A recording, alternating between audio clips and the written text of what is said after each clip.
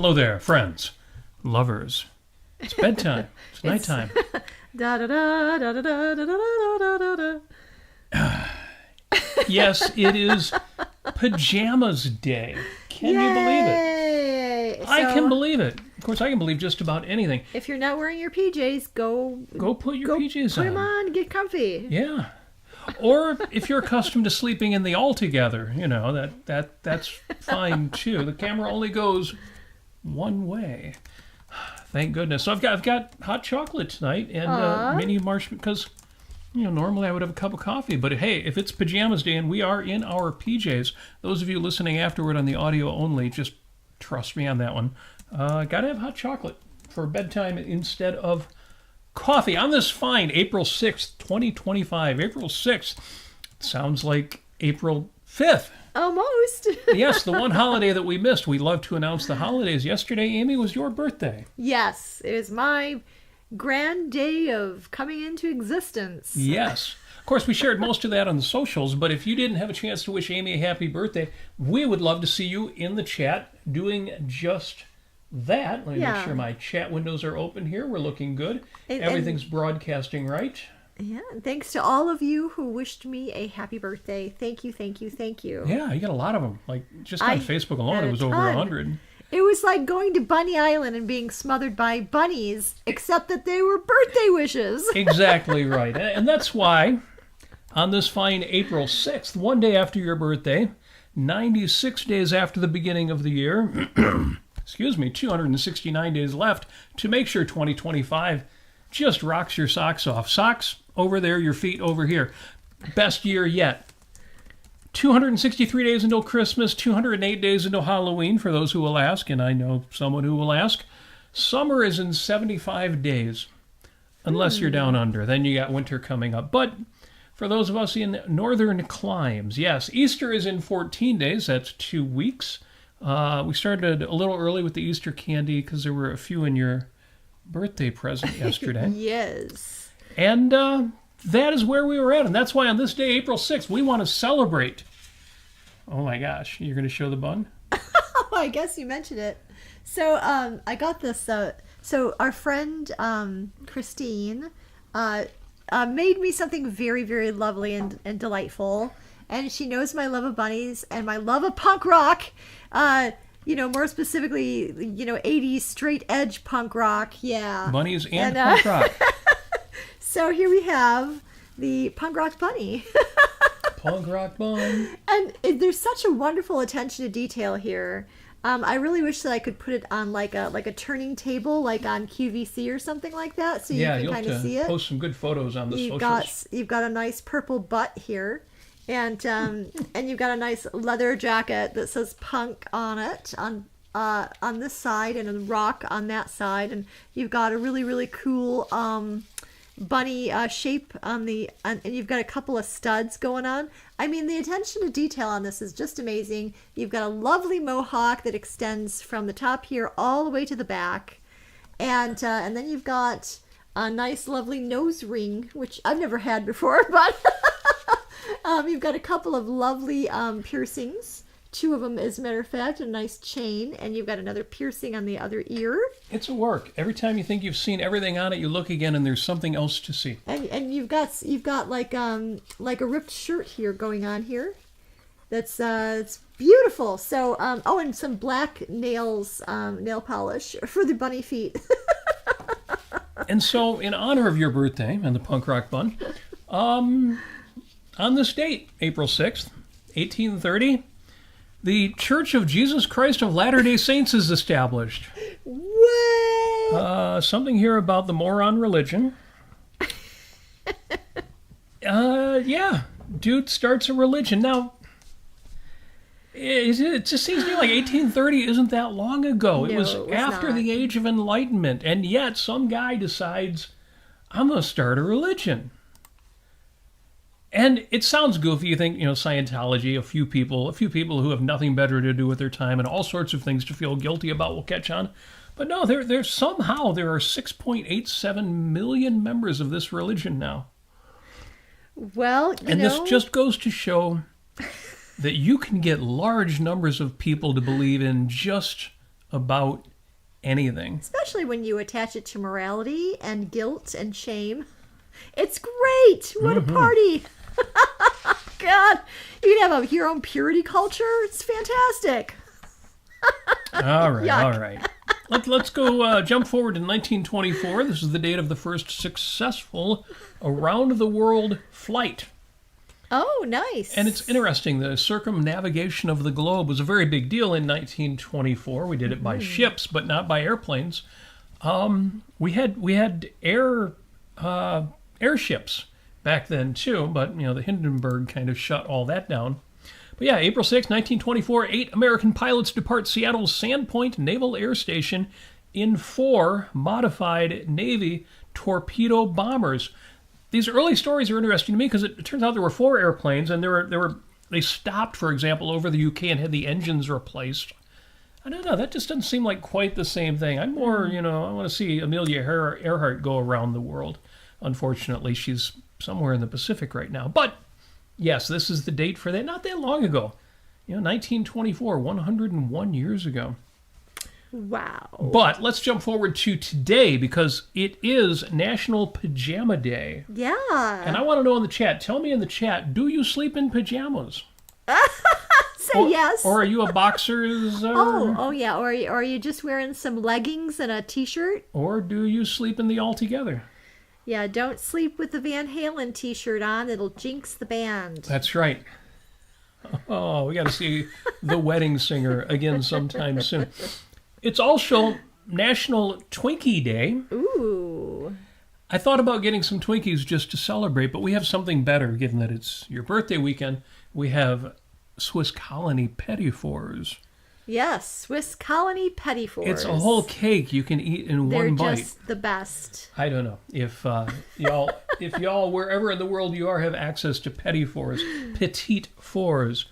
But it is Twinkie Day, and I remember being young and thinking that was like a treat, like food, and you bit into it and it tasted good. And I tried a Twinkie, I don't know, a year or two ago, and now it tastes like chemicals. Mm-hmm. We joke about I've got a spoon in my brain, a plastic spoon, because it's in the news, and this is apparently real. Microplastics.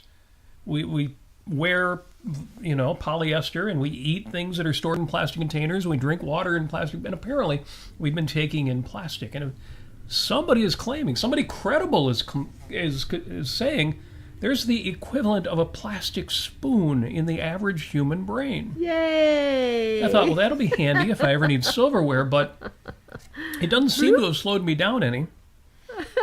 Well, it's one of those things where you've got, there's plastic. There's also sand. There's also dirt.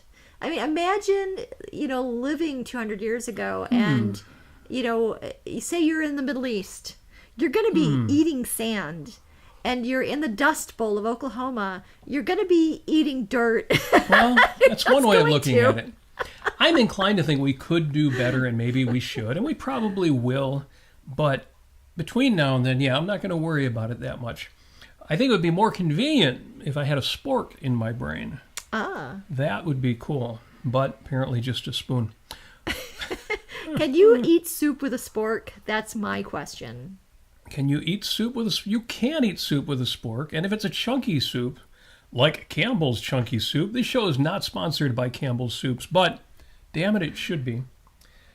But anyway, yes, it is National Twinkie Day, and if they don't taste like plastic to you, then have one and enjoy it. I'm just curious what your favorite snack foods are, really. Share that with us in the chat. What do you think of Twinkies?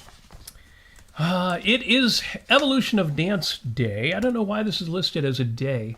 It's the day when the comedian who did the YouTube video Evolution of Dance posted it. And that's kind of cool. Early viral video. And Amy, you were dancing this morning. I was dancing flamenco dance, and then I was goofing off and then doing like Janet Jackson moves. See, Amy's you've got your own version of the Evolution of Dance. You could have done this video before this guy did it. I could. Yeah, I know a lot of the dances. And then a few birthdays today, real quick. Raffaello Sanzio de Urbino. In other words, Raphael, the great artist and architect, painter, and Together with Leonardo da Vinci and Michelangelo, he forms the traditional trinity of great masters of the period. And trinity is appropriate because most of his subjects were something one way or the other to do with religion. But if that was the high and mighty stuff of the day, then it was appropriate that the best painters and architects of the day designed and painted based on that. So happy birthday, Raphael. And it's also the 88th birthday of Billy D. Williams. Works every time. I should always think of Lando Calrissian. I should think of Star Wars when I think of Billy D. Williams. And for some reason... It's Colt 45. I think of the Colt 45. Works every time. And it wasn't even a beer commercial because it for whatever reason, it didn't fit the technical definition of beer. What it was is malt liquor? Malt liquor. Something to do with the alcohol content. I think you had to drink twice as much to get in the same amount of alcohol, something like that. Yeah, it's a higher alcohol by volume. Oh, higher alcohol by volume. Well, that's why it works every time. So, regular beer is 4 to 6%. Malt liquor can have a percentage of 6 to 12 or more. Sorry, I mentioned Raphael, and Stephen Katz is saying, well, how about Donatello? Don't forget. Yeah, everybody's mentioning the Teenage Mutant Ninja Turtles. I was just going to mention that, so great minds. Yeah. I liked the original movies because my daughter was kind of the age for those films. Yes. And they were actually fun. That was pretty damn cool. And apparently, Equal to Reality's never tried a Twinkie. Oh. I don't know, do they have Twinkies in the UK or do they have some equivalent by Nestle Corporation that tastes, well, they would say better. We would say weird. They call them spotted dick sponges. Spotted dick. That's right. Yes. That was something we saw in the United States. You see a doctor for that, but okay, all right. No, nothing wrong with spotted dick or trifle or any of it or black pudding. Yes. Yes. Incidentally, if anybody knows anything about Dallas, Stephen wants to know, what should I do there tonight? Apparently he's traveling. I don't know. I don't know. I've only ever been there on work, and you shouldn't work. That's what I know you shouldn't do. I went there last year on work, and yeah, it was okay. It was all right. I don't remember. I know that there was, I don't know. Everything was big. Yeah, it was all right. So I hope that advice is useful to you. No, seriously, anybody in the chat, feel free to share in there. It was okay. So yeah, Billy D. Williams is 88 today, but still around, still doing his thing. That's cool. Warren Hayes is 64 for all you Allman Brothers fans out there, guitar player. Paul Rudd is 56 for the Marvel fans. I think we've covered all the major genres there. Yeah. And that's why I'm going to move right into shameless self-promotion. And what are we listening to this week? Well, I don't have any self-promotion other than this whole damn Enterprise's self-promotion, but I was listening to the Fear song, I Don't Care About You. F you. And you would think it was an anti-altruism song, but it's so disreputable that it kind of makes a case for altruism. If you see an old man dying in his own vomit in the subway, I don't care about him. It's not really the best way to argue against self-sacrifice. Not particularly life-affirming. No. Yeah, so like a lot of people out there, they're like objectivism. They talk about selfishness, and isn't that like stabbing people in the back and climbing up over dead bodies? And no, it's not.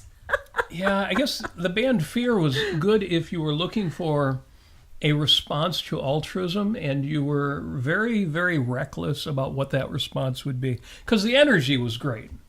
Yes, and the attitude fit the resistance. Right, but a lot of it was satire. I mean, it was arguably satirical. Funny. It was just over the top, funny. Although they never really let you in on the joke, but. I mean, they went up and they were, they had a big swastika, big poster, and it was real fun. It's kind of like the current presidential administration. If you're an insider, you get it. If you're an outsider, you can't see it as anything but evil. So, well, I wanted to say real quick is that there's the what's the John Galt's oath is I swear by my life and love of it that I will never live for the sake of another man, nor ask another man to live for mine. Or nor ask another man to live for mine. that, there's a lot of that going around. There's a lot of call for sacrifices, and you need to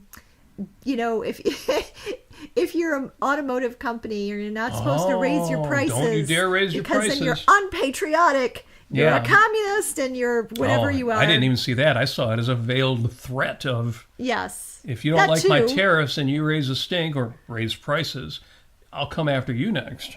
Yes. Yeah, but I mean, it's all about sacrificing others to yourself, and it's a big, and I know that like a lot of people kind of dig it. They're like, yeah, this gives me emotional catharsis and all, and woohoo. Because I feel like I've been downtrodden all these years under Obama, who's been telling me that I didn't build that. And I can get it. I can get it for maybe about 1.5 minutes. If you're kind of tired and have a sleep. And then I'm like, are you kidding me? Are you, you're turning down to cynical egoism or cynicism just by itself. And it's just disgusting. So anyway. Yes. Don't do that. Jim wants to know, did you go to Bunny Island and frolic about? That's a 15-hour trip to Japan to go to Bunny Island. We've been there once. Yes, we were there 2 years ago. We did not dance flamenco there. No, we were in a hurry. But no, we went to Bunny Island. Yeah. I tried laying down and trying to have all the bunnies trample over me. Commune with the rabbits. It was kind of a sleepy time for them. It was sort of midday. Yeah, they were aloof. Yes, they were aloof, but they would come I got up to see them. I got to see them, and it was, I had mixed reactions to it because, theoretically it sounds really lovely, but I would like to have every bunny to have a home and be pampered by human, they're human servants. Domestic bunnies are not made for nature, and right. This island, I forget the name of the island, have to look it up, but this island in which there are thousands of rabbits in Japan is about as perfect a living environment as you could have for a domestic rabbit that's not in a house. But in a way, it's still kind of sad. They're not supposed to be out there. Hares, more hardy rabbits are the ones that are supposed to be in nature. Yeah, the island is called Akunishima. Akunishima, right. Yes. Which tells you why we couldn't remember the name of it despite having been there. But yes, thank you for asking. Jim says, dance flamenco, ? Yes, absolutely. Listen to some good jams always. Eat some great food. We went to a curious restaurant in Detroit. Speaking of names that are a challenge to remember and pronounce. Tokororo. Tokororo. It almost sounds like somebody like... Ruh-roh. Yeah, it sounds like something Rucka Rucka Ali would name a song parodying the Japanese. And then we had dinner at Tokororo. Or Scooby-Doo. Yes. So the answer to the question is yes, good. Frank says, in Dallas, go see where JFK got shot. Yeah, there is a museum there. I can think of more fun things to do, but, if that's your thing. I gotta say this. We went to, this is a work outing, we went to the George W. Bush Museum. And some of it was okay, but it's like, oh my God, this is a joke, right? Yes. And the we in this context is Amy and her coworkers. Again, this was a work trip. I was not there. Well, that wasn't their reaction, but it was my reaction. Was like, oh my gosh. Were they impressed? They were. A lot of people at my work do not talk politics, unfortunately. Yeah, I would have expected them to be really bored. No, they were into it. There were some. I'll just say this. It was really strange. And I found Dallas to be a bit strange. I'm sure there's a lot of nice people there, I'm sure. But it was not in Detroit anymore. Yes. Yes. But anyway, it was good. It was good. Actually, I'll tell you this. We were walking around Dallas at nighttime, and no one was accosting us, and it was really nice. And there was actually a dog training facility and kennel with this big open window, and then there was these cute little dogs that came up to us and wagging their tails and barking and just looking so adorable. That was my happy memory of Dallas. But it was nice. It was okay. It was just what it was. So what else do we have in the chat here? Do we have anything else? I've got lots to say about my birthday. I'll just say that. I did not know this. What? Well, Steven's talking about Dallas. He says he went to the 6th floor museum. Yes, that's it. I did not realize the 6th floor museum was actually a 6th floor museum. Yeah. The 6th floor museum. Yeah. Okay, well. Where the shooter shot from, I think. Yeah. Yeah. Okay. Well, very cool. So you did that. You did exactly what although Frank I didn't recommended. Good. Yeah, I didn't actually go to the 6th floor museum. They were closed that day. Yes. Well. So. No shooting anybody for you. So, yes, Fear. I don't care about you. I followed that up with Awakened by Yes, because somebody was asking in the John Galt line for songs with themes that were not necessarily from objectivism, but could be related to objectivism. Mm-hmm. And I immediately thought, well, what's one of my favorite songs? And then I'll figure out the value orientation of it. If you don't know the band Yes, listen to the song Awaken, especially if you're into music or music theory, because it's a fun journey through the circle of fifths. And I wrote, well, the lyrics are more evocative than direct. The themes are open to multiple interpretations.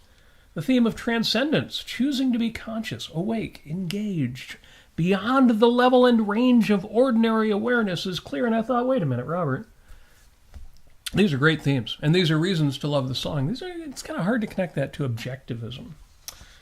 Kind of hard to connect that to it. I mean, at least to me, it's a wake-up call. It's an invitation and a reminder to live large. And so you can connect that to values. Well, that's what I want to do. And when I looked up Awaken by Yes on YouTube, of course I got the vinyl, I've got the CD, I've got it in every format you could possibly want, but what do? We bring up Apple Music on the phone, or we go to YouTube and watch it on the internet, because that's what's in front of you. And at the same time, the YouTube is offering me clips from Inherit the Wind. Inherit the Wind. And I thought that's perfect. Because this is the scene in which the creationist is Drummond is being cross-examining, and it's got that great line when Spencer Tracy is cross-examining and saying, does the Bible say that? I can't even remember the exact details of it, but our victim is answering, well, because he said, well, what do you think? What do you think the Bible meant? What do you think God meant? And so I do not think about that. You don't think about that? I do not think about things I do not think about. And it's just a beautiful example of evasion. And I loved that. Because what I've been thinking about this week is precisely not thinking about what you have no reason to think about. And it's the same thing. And it's the exact opposite at the same time. Because, once again, some folks are getting caught up in the news of the day and in conversations of the news of the day. And so it comes up, what do you do not to let it not get you down, or not to let it get you down? And so it popped up that there is now a website called Executive Watch. Oh, yeah. Associated with the Unpopulist. There's a link to it in the show notes, but you can go to theunpopulist.net/s/Executive Watch. Rob Trzynski is writing most of the articles on that one. Yeah, it's good. And, well, if they're watching the executive, if they're watching the administration, if they're watching what's going on with El Presidente USA, well, then I don't have to. Okay, that's silly. Obviously, I need to stay a little bit informed, right? Yaron Brook was asked a similar question recently. He's joked about it on several of his shows. You don't need to spend as much time on politics, especially driving yourself crazy, debating and arguing, or just getting depressed and miserable about it, Yaron says, because I'll take care of that for you. And he does his daily News Watch shows, and so he'll keep you informed. Rush Limbaugh used to use a line like that, I think about the news, so you don't have to. Mm-hmm. Yeah, that's right. I remember. And I think it's actually true, and it can't just be Yaron Brook, and it can't just be Rob Trzynski and Executive Watch, but I would take it a step further. I think that there is an irrationality to letting it get to you too much. And that means there's an immorality to letting it. I'm not going to say this about you. None of you would make this mistake, but I'll turn around and remind myself. Me spending too much time on things which don't matter much to me, which have very little impact. Ultimately might. That's why you do stay informed. But everything that you give attention to displaces some other thing.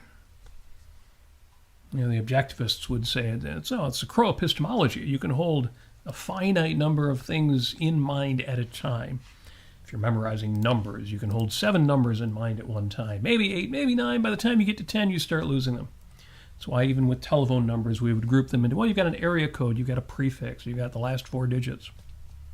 Everything you give attention to displaces something because you've got a crow in your head as well as a plastic spoon. And you've got a finite consciousness. There's only so much you can think about. A man's got to know his limitations. Yeah. Everything you give attention to displaces time spent focusing on things that matter, things that should matter, things which are profitable in the long term and which give you joy in the moment right now. So remind yourself it's not rational. For example, on the internet, and this is really where I wanted to go with this, when somebody comes along and somebody is wrong on the internet, or somebody attacks you on the internet, or somebody says something that you just really think has somebody's got to slam this guy. Somebody's got to slap him down. Somebody you've never met. Somebody you never will meet. Somebody who you'll probably never even run into again on the internet. Somebody who has no history with you and is of no value to you. And that person's going to get you angry. That person's going to get you depressed. Even if you have a little victory of, I got a real zinger off on him. Where does that leave you? I mean, feeling cocky, and that's a good feeling, but now he matters. Now whatever, even if it was wrong, and you know it's wrong, but it matters that he's out there. He's now a big part of the world out there. And you don't want to do that. You don't want to let that guy, that random guy, steal that. Do not allow that which you don't value to steal your attention. Don't let the bad steal you away from the good. I think Spinal Tap would have something to say about that. Stop wasting my time. Do not ever let anybody waste your time, especially by your own initiative. So I thought, objectivists, people who are philosophically and politically engaged, we seem to fall victim to that. So I need to ask Ayn Rand about it. So I asked Ayn Rand, and Ayn Rand said, don't think of them now. Don't think of pain or danger or enemies a moment longer that is necessary to fight them. You're here. It's our time and our life, not theirs. And don't struggle not to be happy. You are. Well, of course, that's one of Ayn Rand's characters in Atlas Shrugged. Page 1004 for those of you who want to look it up. Mm-hmm. There's even a sequence which almost sounds like evasion. It sounds like... Well, do you remember there was that film a few years ago called Don't Look Up? It was written by all these leftists, and they made it a film about the planet Earth is going to get hit by an asteroid. Oh, and, I vaguely and they're remember like, yeah, it. don't look up, just evade that knowledge, And the rich people figure out some way to, get off of planet Earth, and everybody else just evades the fact that there's an asteroid coming. And I don't know, you couldn't do much about it. Why would you spend all of your time looking up? But either way, yeah. And so let me give you another quote from that same book, Atlas Shrugged. Yeah. Dig this. Take in this quote and see what you think. The plane, you'll realize this is the last few pages of the book. I'm trying to avoid spoilers here, so I'm going to leave out a couple of names. The plane was above the peaks of the skyscrapers, New York City, when suddenly, with the abruptness of a shudder, as if the ground had parted to engulf it, the city disappeared from the face of the earth. It took them a moment to realize, well, that the panic had reached the power stations and that the lights of New York had gone out. Dagny gasped. "Don't look down," the protagonist ordered sharply. Well, you know who that is, I think, most of you. Don't look down. Why would he tell Dagny not to look? Not to see the reality that the disaster that had been in the making had reached New York City? Is that evasion? I've always kind of wondered about that because it reminds me of the whole if you look, you'll turn into a pillar of salt biblical story. But I don't think it was that. And I'm assuming it was because he didn't want her to remember her favorite city on earth looking like that. While she's away from it now, she's going to be away from it for quite a while. Yeah, to somebody who feels about New York City, about the greatest achievements of mankind, the way that they do, watching is like watching people getting slaughtered in a battlefield. And she's seen what happened. She's not evading the knowledge of what's happening. There's just no reason to watch the disaster, to watch the slaughter, or to watch because she knows what it means when a city like New York, with 8 million people in the city, is without power. There's going to be riots, there's going to be death, there's going to be no end of disasters. Yeah. Incidentally, Jim Ashley reminds me of, from Inherit the Wind, there's a great line that comes after the ones I mentioned, where Henry Drummond asks, well, do you ever think about the things you do think about? Right. Oh, in other words, do you ever use reason at all? Yes, it's a great film. If you have not seen the old film Inherit the Wind with Spencer Tracy, it is a must-see. Very, very good. It's debatable whether it has a happy ending, but it's the kind of fight where the fight itself, the trial, but the fight in general is worth seeing whether won or lost. So, yes, definitely recommended. Yeah, it's not an issue of evasion. Telling Dagny at that point, don't look down. There's just no reason to watch. Once you know what's happening. But to look at it, to see the dead city. Mm-hmm. The Fountainhead has a line that has a similar theme. When our good friend Ellsworth Toohey, the humanitarian, the friend of man, says right. says to our protagonist Howard Rourke, "Mr. Rourke, we're alone here. Why don't you tell me what you think of me? In any words you wish. No one will hear us." But I don't think of you. Love that line. Love that line. You could debate whether maybe Rourke is making a mistake at that point in the book. Maybe he should be taking Ellsworth Toohey at least a little bit more seriously than he is. But he doesn't. Well, there's no room for Ellsworth Toohey in Howard Rourke's life. Yeah. I mean, I'll say this. In this sense, Howard Rourke has a very good grasp on what he can control and what he can't control.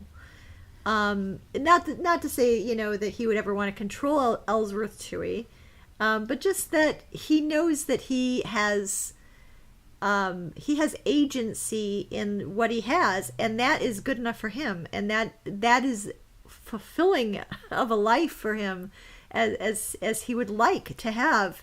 And that's, of course, that he is a very focused person, focused on his values, and that's going to bring him a lot of success.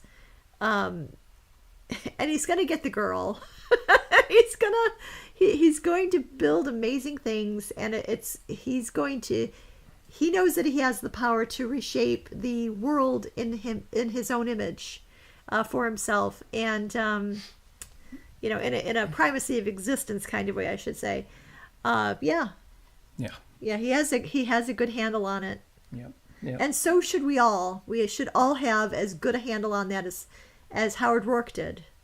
The YouTube chat, speaking of Atlas Shrugged, Christopher Smith had said, spare her pain. Yeah, spare Dagny the pain. Especially because you're the man. You've got to use that toxic masculinity, to shield the woman there. Sorry, that came up in a recent Facebook post. I thought toxic masculinity, I thought that expression had kind of gone away, but apparently not. Yes, very, very good. Oh, Frank mentions, now we've got lines coming from Inherit the Wind. Again, if you haven't seen the film, you've got to see it. As you can imagine, given the previous scene, there's discussion of the question of evolution versus the Bible in there. Oh, that's good. And where am I? Oh, there we go. Sorry, I'm getting myself caught up here. But yeah, when Brady answers Drummond, he says, well, I'm more interested in the Rock of Ages than the ages of rocks. More interested in the Bible, than the actual physical sciences. Love that. And when I think Rock of Ages, I think,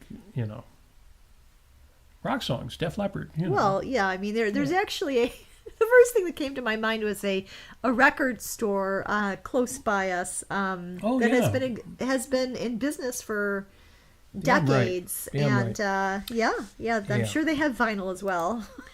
So Howard Rourke doesn't think of Ellsworth Toohey. And Dagny Taggart really doesn't think about evil either. In fact, it's Francisco and Ragnar and that third guy who used to hang out with him, who eventually convinced her, well, at some point you actually have to think about evil, or at least do what's got to be done about it. Right. But that third guy. But I went on Google. You guys heard of Google? It's google.com. Oh, it's a new web page. Yeah. On the World Wide Web? Yeah. And I asked Google, how many music genres are there? And this google.com website, you guys should try that out, said, well, there isn't a definitive number, but music genres are categorized and subcategorized, with some sources suggesting over 5,900 genres. And subgenres, including rock, electronic, dance music, pop, and it went on with, hip-hop and Latin and classical, and under classical there's medieval and Renaissance and Baroque and romantic and modern. And okay, well, how many sports are, well, there's 8,000 documented sports that people play. Oh, well, how about just video games? Well, there's the Moby Games video database that documents 140,000 video game titles. The U.S. Bureau of Labor Statistics classifies workers into 867 detailed occupations. There's too much of everything. As I say, there's only so much you can focus on. There's just too much out there. They say, you can't have everything because, where would you keep it? You can't do everything. There's 140,000 video games to play. How many sports are there? How much music is there? How many dances are there? Amy, how many dances are there? Many. There are 16 many. dances. There are 16 dances. There are 16 dances. You can't do all of them. Okay, some of you don't know the B-52's Dance This Mess Around, but arguably there might be more than 16 dances.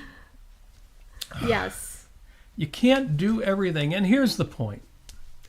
You can't give everything your attention. Now, how is it we've decided that of the limited time, energy, resources, things I can give attention to, one of them I'd better pay attention to is, you thought I was going to say politics or Donald Trump. No, one of the things I'd better give attention to is arguments on the internet. People who say things that are wrong. people who raise my hackles, who post memes that make me grind my teeth. There is value in that. I'm not meaning to pick on myself or anybody else. In clarifying our own thinking by engaging with the issues of the day. But life is short and resources are finite, and you can't give your time and your attention and your focus and your money to everything, nor everyone.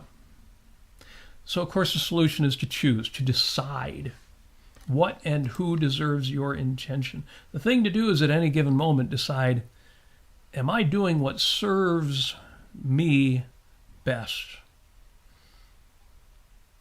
And you can't just follow your feelings. Feelings, I was going to say feelings aren't facts, but Ben Shapiro's kind of a dope these days. So what I'm going to say is that feelings, emotions are not tools of cognition. So you got to think about that stuff. I've got to think about that stuff. So this is an excellent prelude to my birthday. Yes. And so that's what everybody should be thinking about. Yes. So yesterday was my birthday. And it was a great day. And as a matter of fact, I took the Friday before off as well and had sort of like a pre-birthday. And today is sort of like my post-birthday. And like this whole week is like my birthday week because I'm taking time off. So it's great. And the one thing that I noticed, and this happens every single year, is that I find that I take myself to a place where everything is just kind of Amy-fied, and I look around and I look at everything. For instance, we went to the Detroit Symphony Orchestra yesterday, and we listened to some Beethoven, Bruch, and Schumann, and it wasn't my favorite music, but it was good. And it was good. It was really fun. We had close-up seats to the stage, and we could see at least the string section really up close to see exactly what they were doing and how they were playing their instruments and how they were focused. And if they were using like an iPad sort of thing on their music stand or actual sheet music. And it was really fascinating to see all of them and to see the conductor doing what he was doing. And he was a real hoot. But I thought to myself, this is my day. This is my birthday. This day is for me. Everything that's all around me is here for me. And it's because I'm witnessing and celebrating everything.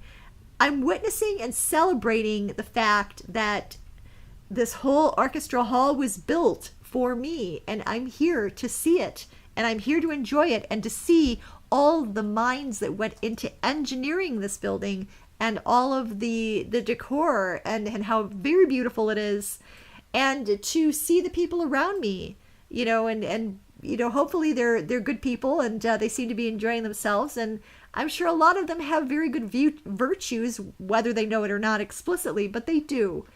And all of the composers that lived 100 years ago, 150 years ago, the kind of achievements that they had to make and had to go through, and all the practice that they put into their musicianship, and then finally composing and finally knowing exactly what to do and how to actually conduct an orchestra. All of this mental effort, all of this intellectual effort is all around me, and I'm really grateful for it. And I'm so very happy that I can celebrate it and witness it. And that's the kind of outlook that I hope to have every day of my life, at least a little bit. There are going to be times when I'm working really, really hard and focused on problems or focused on,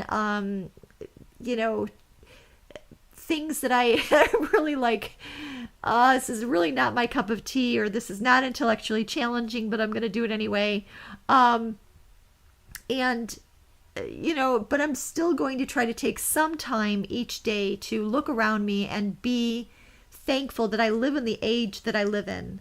Despite all the problems that are out there right now, and there are a lot of problems, I'm heartened by the fact that people are angry. A lot of people are angry about what's going on right now. They may not have the solutions, but at least they are not just accepting. They're not rolling over. but I have to remind myself, look around you. Look at all of the human achievement around you. And and be thankful, witness it and celebrate it. Yeah. And that's my birthday message. Darn right. There's a concept, sacred ground, that's used to describe places that hold a certain amount of reverence or awe. Something very important happened there or does happen there on a regular basis. Whether it be something wonderful or something tragic. Often something tragic. Ground Zero, for example, in New York was described as sacred ground just because 3,000 people lost their lives. But sacred ground, I don't know where you're sitting or standing right now while you're watching or listening to this, but wherever you are, that is sacred ground. Amy, you talk about walking into Orchestra Hall and seeing the musicians and they're playing music. Who are they playing music for? Well, I mean, they're doing their job. They're playing for money, but they're doing something different than, a factory job. All praise to factory jobs, but they're creating something beautiful. Mm-hmm. Who are they doing that for? They're doing it for you. I mean, there may be a few other thousand people there who are thinking the same thing, and they're absolutely right. But I hope y'all out there have that same feeling when you walk into, whether it's a concert hall or a sports venue where people are playing a game for your amusement, or a grocery store where everything is there for you to choose from, or any place else where you look around you and say, for me? Awesome. Wherever you are standing right now, that is sacred ground. And this week I get to curate my days like I haven't curated them in a long time.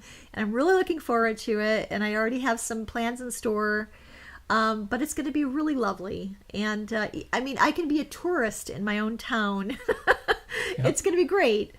It's going to be wonderful. And by the way, I feel a little bit bad about saying such bad things about Dallas. Or maybe I didn't really say bad things about Dallas. Just I was only there for a few days, and the hotel that we stayed at was actually really, really great. And so anyway, I just didn't get to know it as well. So I'm sure there are a lot of lovely things there. Yeah, when I am dismissive about places that I've been to that didn't make an impression on me, I'm not being dismissive about the place. I'm making light of my own ignorance of the topic. Right. And no, Dallas is wonderful. There are people I know who've lived in Dallas or maybe still live in Dallas. Great city, great place. We're just the wrong people to ask about, well, what are the great parts? So, yeah, don't let that throw you. So yes, you make every day your birthday. I'm posting in the chat. Make every day your birthday. There you go. Because it kind of is, yes. Actually. You do exist. You were birthed at one point. So it could be your birthday plus 2 or your birthday plus 108 or whatever it is. Well, that's why I said life is short. Resources are finite. You can't give your time and your attention and your focus to everything or everyone. So be a little bit careful, or rather, be conscious, be intentional. Choose and decide what and who deserves your attention. Make no sacrifices. Choose pastimes and activities and hobbies based on what you like. Yes. Find your kindred spirits. Ocon was posting again. We've got the Objectivist Conference coming up in Boston. I said, the great thing about Ocon is when people ask me for advice, how do I find good people to hang out with? How do I find an objectivist group? How do I find friends? How do I find romance? How do I find kindred spirits? And there are a bunch of answers to that. Part of it is, well, first, make sure you've become the kind of person you want to be, who would be drawn to you to hang out with, etc. But one of the answers is go where people who like what you like, who do the things you do, who hold not even necessarily the same explicit philosophy, although that too, But yeah, go where your kind of people are and do the kinds of things you like to do. And if the only thing you like to do is stay at home, alone, doing something that involves looking at a screen, television, computer, whatever. Not that there's anything wrong with doing those things, but that's not how you're going to draw those people into your life. It's a great thing about Ocon is get out there and be with people like you. I've been to Ocon and none of those people are like me. Okay, they may not be exactly like you, but that's where you're going to find the kindred spirits if that's your thing. If it's not Ocon, if you're not an objectivist or you're not into philosophy or that's just not your kettle of fish. I'm going to say kettle of fish. That doesn't sound very attractive. Anyway, the point is, there are SIGs out there, special interest groups. There are meetups. There are people out there. Well, there are people out there. The one thing you don't want to do is choose people who do nothing but antagonize you, nothing but argue with you. And you think, well, I feel helpless against, whatever, pick your poison, the left, Donald Trump, whatever. I feel helpless against that. So if I can argue with one person on the internet effectively against those things, I feel like I pushed back.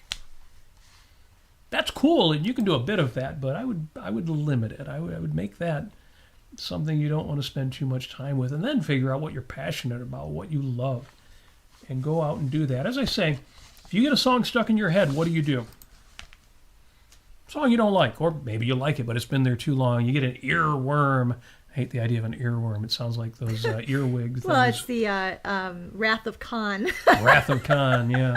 Put the parasite in your ear. But seriously, if you get a song stuck in your head and you're done, you want it out of your head, what do you do? If you're really good with mindfulness, with meditation, with that kind of self-control, you can think it away. What you can do metaphorically is you kind of think, hit the stop button. And you're like, I'm not in love. And you just, in your head, think, I stopped it, it's done. That's hard. That's the hard way. But I know as soon as I ask the question, you already told me, maybe some of you already have in the chat, if you got a song stuck in your head, how do you get rid of it? Replace it with something better. You think of a different song and you start thinking in your head, oh yeah, better song. Two of us. So that is exactly what you want to do with people. If you've got a bad person stuck in your head or on your screen, on your phone, on the internet, on Facebook, on Twitter /X, hit the skip button. Yeah. Put a better song, a better person there. Yeah. Something of value, something good for you, good to you. Jim says on Facebook, out of respect for people's time and mental focus, on Facebook I have created a new form of expository writing, the content-free post. I post a lot of content-free posts, matter of fact. So sometimes somebody writes something and I'm like, oh my gosh, yike. And then I don't even do a little angry face or a laugh emoji or whatever stupid thing. I just leave it be. And I let for all the world to see who this person is. And I'm like, people can figure it out for themselves. I don't need to tell them at this point. Ayn Rand thought people are born blank slate, and I would add on, some people are still blank. But no, just kidding. I have nothing more to say. You got the message. The way to not think about things is use displacement. Do the same thing you would do with a song. Replace. Because you don't have room in your mind for that much. 7 things at the most. And with straight one-track thinking, you got room for one thing. If you've got something in your mind that is disempowering, remind yourself, well, that's not rational. That's not reasonable. That's not value-oriented. That's not virtuous. No, let me replace that with something better. Yes. I don't need to look down at New York City once the lights have gone out. Let me just look up at the heroes who are around me and think about moving forward to a better thing, the better things. You can do this. You will. I know you will. I know you already do this, but the reminder is valuable to me. I hope it is valuable to you. Yeah, and I should say this, that this week we had toyed with the idea of going to the protest yesterday, the big nationwide hands-off protest. But a lot of that stuff, it was a real mixed bag. It was sort of like, hands off my Social Security, but hands off my wallet too. So I know there's some contradiction going on there. So we didn't go. It turns out, just looking at the pictures, I kind of wish that we had gone because it looked like there was more of a mix of people. And some people who actually mentioned the Constitution, wild, along with people who are like, no justice, no peace. And that's all fine and dandy, but boy, it was an interesting thing because it was such a mix, and I'm glad that it was. Yeah. Because it's just showing that there are all kinds of people from different backgrounds, different political backgrounds that are attending these things and are actually voicing their opinions. So in lieu of that, I am thinking about just writing one letter and sending it out to my Congress critters and telling them what I think and what they should do. So, not just what's wrong, but give them some solutions. And I have solutions, matter of fact, but Yes. Not that anybody wants to hear about it. If I use the phrase phase out, people may not like that. But yeah. Well, good point. As always, the message of focus on your values and not never fight. If you're going to fight, fight intentionally, fight effectively, fight in a way that is of value to you. Yes. And you're right. Nowadays, in the protests in the United States, you're going to see a mix. Because there's no longer a Tea Party. There's no longer a large, virtuous movement.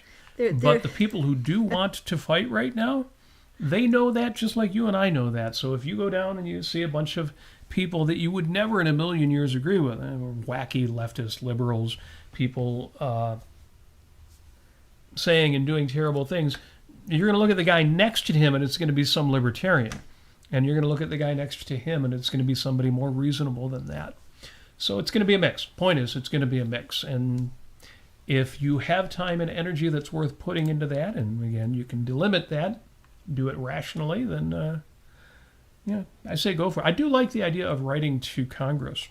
Yeah. Or in other words, taking action that may be more effective than getting in a car and spending your time and energy in a crowd. And if you really want to do that, find a place that's crowded and go there with a sign. Yeah. You could do that. And again, do it intentionally. Know what you're getting into. Know what you hope to achieve. Keep your both your actions and your expectations reality-based. Yes. Good point. Good point.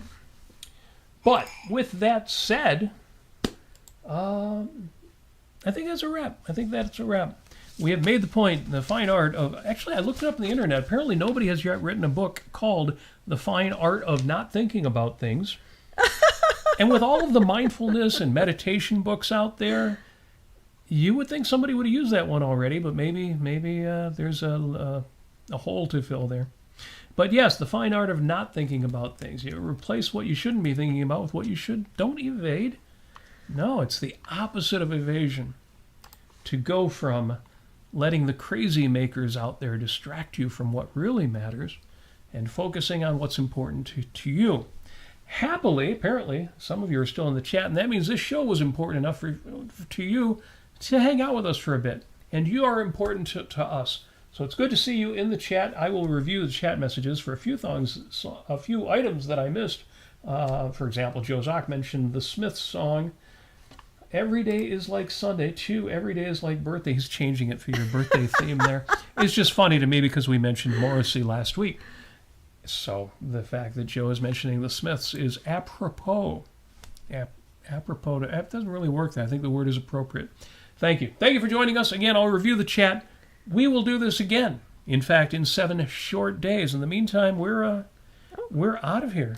Well, on that note, yes. Hello Linda from Cordair.com, Quint Cordair Fine Art Gallery. She says, better late than never.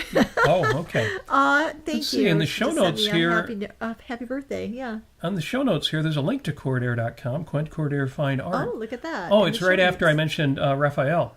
Aha. Because, of course, you're not going to buy art from 1520. You want to buy art that's available today, and that's why you go to Quint Cordair Fine Art. That right is right on the internet. And we never even discussed our, we attended the Romantic Manifesto Zoom call with Kirk Barbera. Yeah, and that's like an hour and a half spent focusing on this amazing book we versus arguing on the internet. Right, Yeah. we went over what is romanticism, which is one of the longest chapters, but it was good. It was really good. A lot of examples, and my takeaway is that her definition of romanticism, especially in literature, is the idea that you're focusing on, you're explaining through characterization and plot the hero or the protagonists, what they're that they actually have volition, that they actually have choices to make, not only in the realm of action, but in the realm of thought and character, and choosing, making choices of what virtues they want to live by. Yeah, So give a copy of that to Sam Harris and watch his mind explode. What But do you anyways- mean your explanation of what romanticism is entirely based on the fact of free will? yeah, it's a What? great book, guys. It's a wonderful book. I love it. Yes. People make choices. They can make choices. They are able to make choices. And as we say, live large. Folks, thanks again for joining us. That's it. We're done. We're out of here. RobertNasir.com for all more information about more shows, old shows. Look them up. Patreon.com/RobertNasir. Thank you to those of you who support the show by going to Patreon.com/RobertNasir and sending a little love our way. And that's it. All that's left is for us to thank you for joining us, to wish you all the success that you so richly deserve. I know that you do. And to send you from our big hearts inside of our PJs. We didn't talk too much about Pajama Day, but this was fun to be in our PJs. I know. Oh, so nice and comfy, and we're gonna have we'll have a pillow fight, and like that. Yeah, we didn't have a pillow fight. No. But while we are in our comfy cotton PJs, we are wishing you the love. Moo-wah. Oh, punk rock.